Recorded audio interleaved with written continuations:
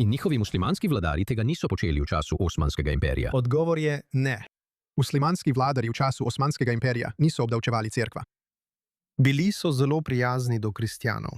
Pravzaprav so skrbeli za naša sveta mesta.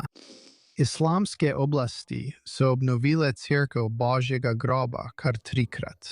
Wow, je to res? 400 let. Osmanski Turki, ki so nadzorovali Sveto deželo približno od leta 1517 do 1917, niso obdavčevali cerkva. To je v najboljšem primeru zelo neiskrena trditev. Turki morda niso neposredno obdavčevali cerkva, so pa neposredno obdavčevali kristjane za privilegij, da so sploh lahko obstajali in častili v teh cerkvah. Če boš začela olepševati islam in trditi, da sta bila islam in kristjani od nekdaj najboljša prijatelja, punca, bom šla nate. In danes se bomo lotili enega in edinega, groznega, prezirljivega Tuckerja Carlsona, ker misli, da se lahko pojavi pred kamero in se pretvarja, da sta bila kristjani in islamisti vedno prijatelja. In vemo, da zagovarja šeriatsko pravo in vemo, da širi rusko propagando. Ampak ne drzni si poskušati prepisovati zgodovine za svoje nič hudega sluteče občinstvo. Tega ne bom dovolila. In tudi Raymond Ibrahim tega ne bo dovolil, saj je uspel ovreči vsako od teh smešnih trditev, ki jih je izrekel Tucker. Dobrodošli v oddaji Pushback, sem Erik Kaj, vaša gostiteljica. Ne pozabite se naročiti na kanal. Ste pripravljeni? In njihovi muslimanski vladarji tega niso počeli v času Osmanskega imperija. V redu, torej je odgovor ne. Muslimanski vladarji v času Osmanskega imperija niso obdavčevali cerkva. Bili so zelo prijazni do kristjanov. Pravzaprav so skrbeli za naša sveta mesta.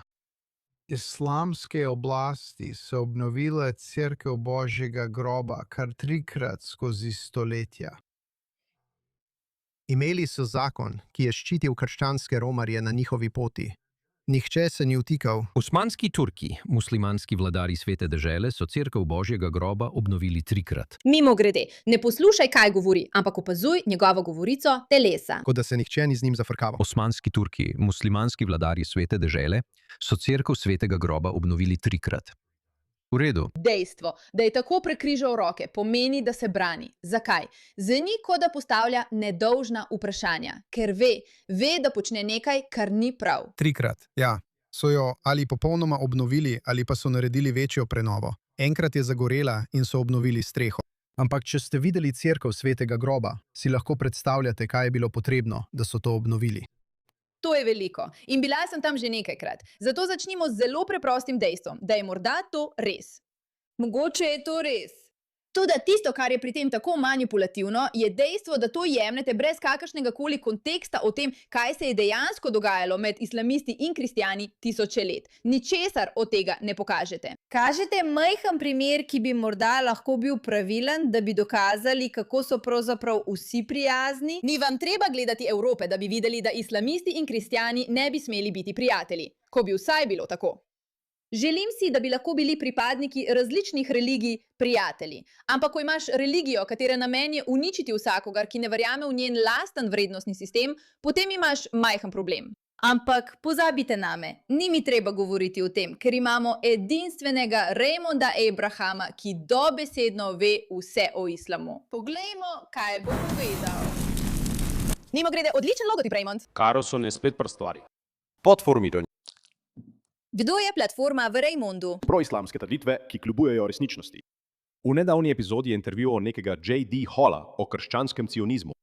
Čeprav islam s to temo nima nobene povezave, so bile proislamske trditve, kot običajno, vtaknjene v pogovor. Seveda, ker če boš napadel cioniste, potem boš hkrati, namesto da bi govoril o tem, kako grozni so cionisti, nekako poveličeval tudi islamiste, ker sta te dve stvari očitno eno in isto.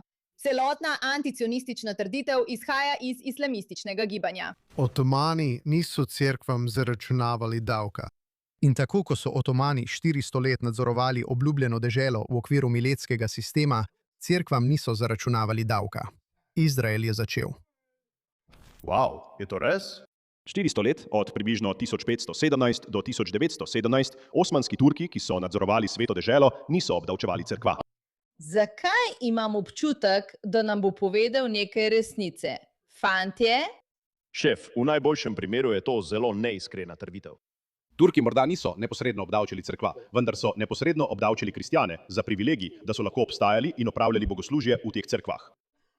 Ne omenjaj tega, Tucker Carlson. Zakaj bi to naredil? Ne skrbi, ne bomo obdavčili vaših stavb, v katerih služite Bogu, ker smo obdavčili prav vsakega izmed vas. In če bi obdavčili samo stavbe, vas ne bi tako zelo prizadeli, kot če poskrbimo, da je vsak, ki si drzne imeti povezavo s to neverniško miselnostjo, obdavčen. To je nekaj, kar so pozabili. Mimogrede, ironija tega je, da so bili tudi Judi obdavčeni pod žizjo, pod tem prepričanjem, ki ga imajo islamisti, da moraš plačevati denar, če ne verjameš v islam, islamistom, da pokrijejo vse njihove neumnosti, karkoli že. O tem bomo govorili kdaj drugič. Bistvo je, da namesto, da bi bila to razprava o tem, kako so kristjani in Judi zapustili sioniste, ker Tucker rad združuje ti dve stvari, so oboji trpeli podobne stvari pod Osmanskim cesarstvom. Ne, naj izgleda, kot da so bili kristjani in islamisti v resnici najboljši prijatelji. Sionisti so bili tisti, ki so bili problem. Kako dolgočasno. Če kristjani niso hoteli plačati pogosto visokega, če ne celo uničujočega davka džizja, davka, ki ga morajo vsi osvojeni neverniki plačevati svojim islamskim gospodarjem po Koranu 9.20, ne samo, da bi jih ubili ali prodali v suženjstvo, ampak bi bile njihove cerkve, kot že neštetokrat, porušene do tal ali spremenjene v mošeje. Kljub temu, in kot bi lahko pričakovali, je Taker nadaljeval in prosil Jayadaja, naj podrobneje pojasni ta del muslimanske velikodušnosti. In od tu naprej so se stvari samo še poslabšale. Poglejte.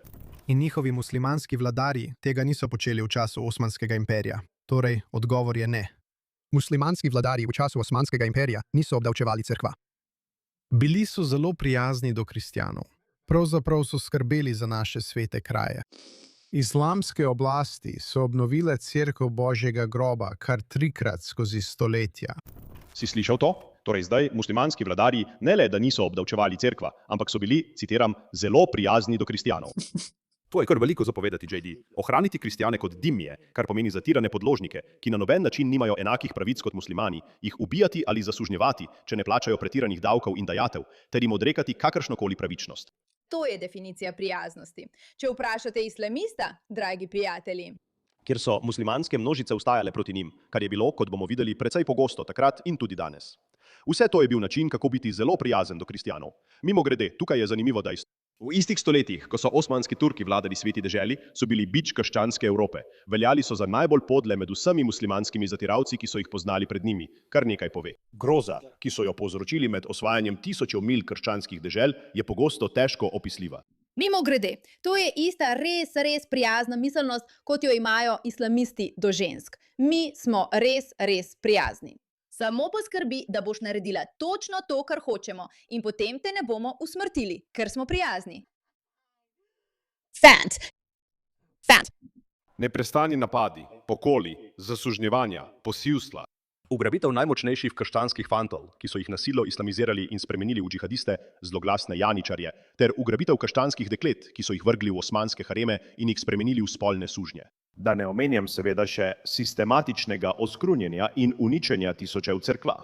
Kar zadeva osmansko vladavino v sveti deželi, kjer so bili kristjani manjšina in niso imeli druge izbire, kot da se podredijo, sprejmejo islam ali umrejo, so bili Osmanlije zloglasni po tem, da so nalagali davke romarjem, naključno zapirali ali nadlegovali cerkve in preprosto počeli, kar so hoteli z neverniki. Če želite več dejstev, si oglejte katero od mojih knjig, Sword and Scimitar ali Defenders of the West. Vzemimo si trenutek, da dejansko promoviramo Raimonda, saj ga Tucker seveda nikoli ne bi povabil v svojo oddajo. Če želite nekoga, ki resnično ve, o čem govori, je Raimond Abraham res eden najboljših, če ne celo najboljši, ko gre za razumevanje, kaj se je takrat zgodilo, zakaj je to tako pomembno. No, ker lahko na ta način razumemo, kaj se dogaja zdaj. Če v nečem vidiš vzorec, je veliko lažje imeti jasnost namesto zmede. In Raimond je resnično popoln, ko gre za razkrivanje teh vzorcev. So prepojeni stoletji otomanskih grozodejstev nad kristjani.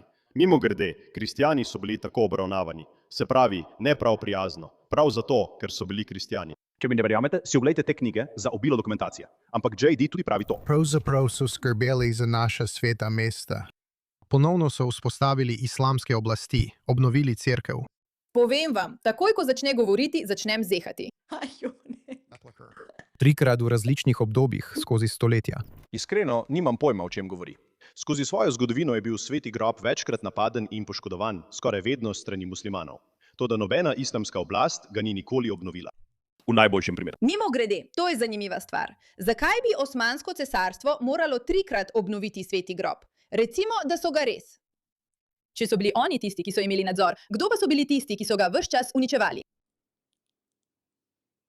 To ni nekaj, na kar bi JD želela odgovoriti. Dovolili so kristjanom, da so sami plačali in obnovili grob. In še to, samo zato, ker je bil sveti grob glavni vir prihodkov za muslimanske oblasti. Tisoči romarjev iz vse Evrope so morali plačati visoke zneske, da so lahko vstopili vanj.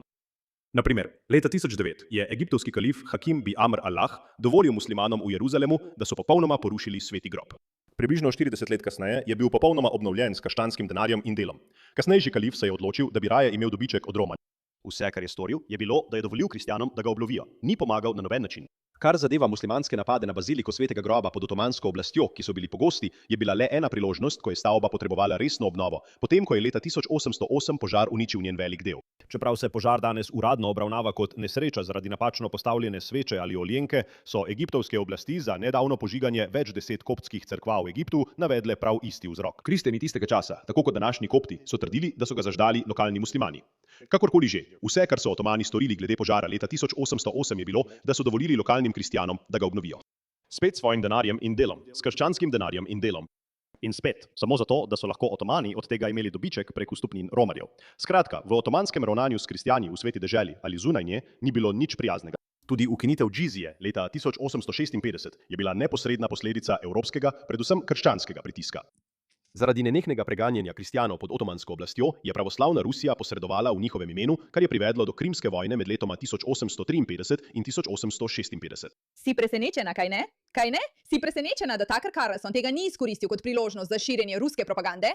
Seveda si presenečena, ker zakaj pa ne? Kakorkoli, če želiš poslušati preostanek tega komentarja, si oglej Raymonda Ibrahima na X in povsod, kjer je, ker res ve, o čem govori. Samo kot opomnik, to je vrsta vsebine, ki jo zdaj vidimo pri teh podcasterjih. Iz nekega razloga mislijo, da lahko na svojo platformo povabijo ljudi, ne bodo samo lagali, ampak bodo popolnoma napačno informirani, kot da so strokovnjaki. In mislimo, da ga bomo prevarali, da se zaljubi vate. Vem, da je tvoja ljubezen nekaj okužila v tvoji glavi, a naše še ni.